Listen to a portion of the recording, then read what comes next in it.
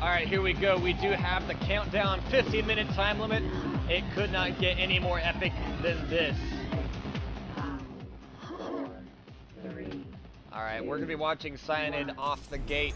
He will be spawning jacket armor. That means that rocket launcher will be available to him, but red armor will possibly be taken out. Syanid moving back over to yellow, grabbing that at the very least. So he doesn't exactly have control right now, but he is in a good defensive position. And he does have a good repertoire of items for that. So next, red armor will be coming up here in just a few seconds. Red armor does spawn every 20. Syanid's going to rush in, get the grab, throwing out rockets. And again, his rockets have been less than fantastic for at least the earlier halves of most of these maps. But he has managed to get himself that red armor. No other weapon though, and that chain gun is going to be really important for him to get. But Syanid's been able to deny rocket launcher from Purri at the very least. And actually, seeing Purri's rockets doing what they're doing, with Syanid now dropping out defensive rockets down to 51 health, now 76, low on armor though.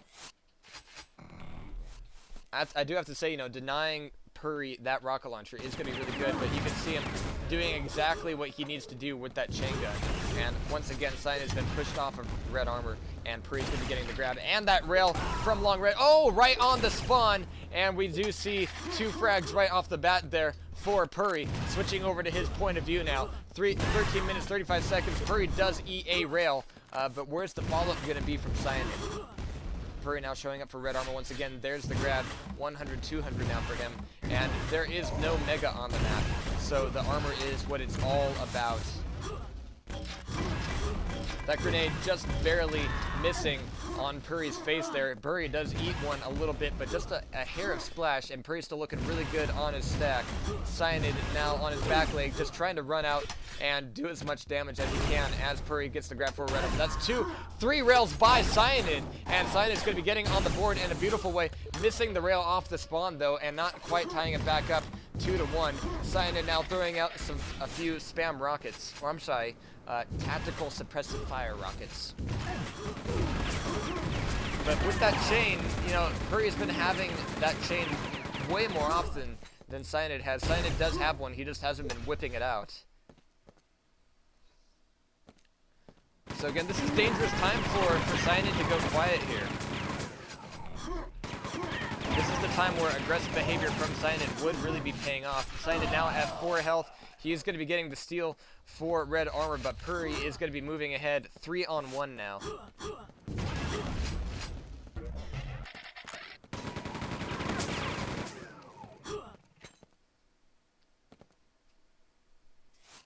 Waiting for red armor to come up, and I'm actually kind of surprised, you know.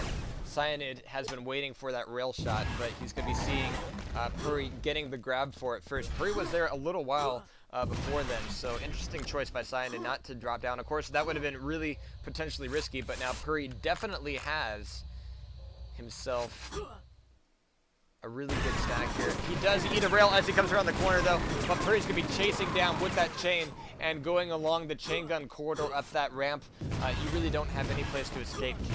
So Purri's going to be making that 4th frag really quickly there. 4-on-1 now, 11 minutes, 30 seconds left of the map. Red armor is going to be back up here in a second. There it is. Purri now RJing back up to top. Because we know that Syanid has been trying to, and that is a play I absolutely love. You know, knowing that your opponent is down there in the rocket launcher room, dropping down the lift pad and denying that exit from your opponent is just pretty much a huge you're fucked kind of situation.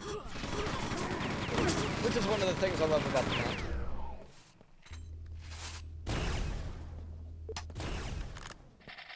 But Purri now at 100, 130. Knowing that Syanid is going to be trying to get a lot of ninja damage, just trying to be as sneaky as possible. Purri is doing what he can to just throw that right back inside his face. You can see him delaying, you can see him delaying item pickups and movement and things of that nature, so he's really making it difficult for Syanid to land those shots.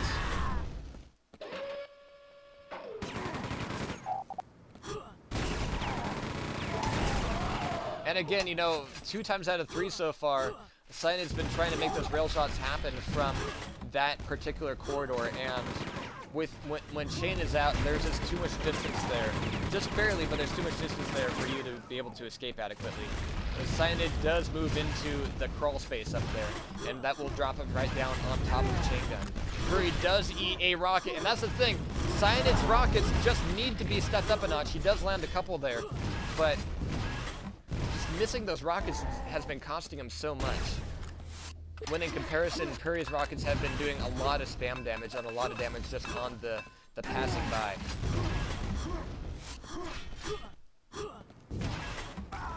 Oh my god. Oh, beautiful rocket done by Purri. That's going to make it 8-1 with 9 minutes and 25 seconds left on the map here on ptrip. And Syanid's running out of time to make a comeback happen. And this being map 4, Purri could well be taking the title.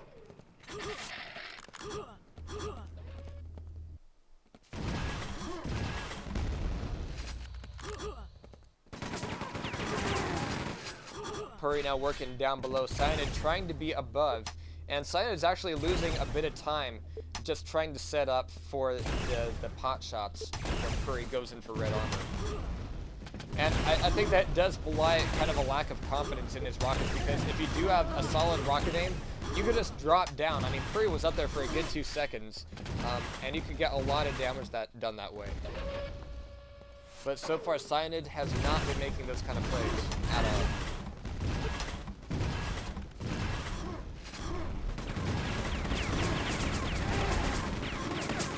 Shane being whipped out by Syanid. Purri is A-okay with that, having the higher ground. And again, Cyanid's been playing the kind of plus back with the railgun game, and he's been getting a lot of those hits in, but nowhere near enough to make Purri think twice about keeping control of the red armor. So there's another hit.